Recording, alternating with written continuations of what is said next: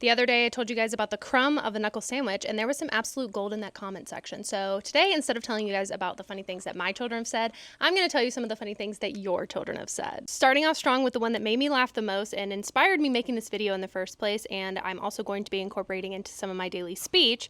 My daughter, when she was younger, forgot the age, but we were in the car and she goes, "Ew, that was a dirty burp."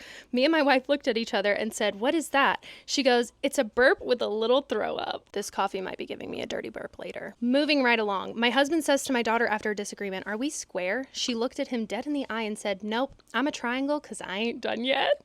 Me. I can also see this one in my future, surprisingly. My son is 7, he forgot to do something, and I can't make this ship up.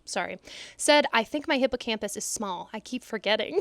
When I tell you I was cracking up reading these. The other day, my husband said, "I can't think of it off the top of my head." Our son replied, "What about from the bottom?" My son texted me one day and asked how many knees he has. I naturally said 2, and he corrected me by saying, "No, 3. Left knee, right knee, and weenie." Does that just mean a small knee? I'm confused. This is just a perfect example of why we should let children name things. My 5-year-old has started calling clothes hangers hookers. So nothing like him telling your mother-in-law you have hookers on the floor. When my son was little, he said his brain is under construction. Mine is too, about 90% of the time. And finally, nothing like being roasted by your own child. I got a breast reduction. My 10-year-old said, "Hey, at least your bees won't be the first thing to enter a room."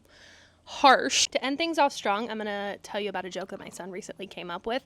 He said, "Knock, knock." We said, "Who's there?" He said, "Fish with legs." We said, "Fish with legs who?"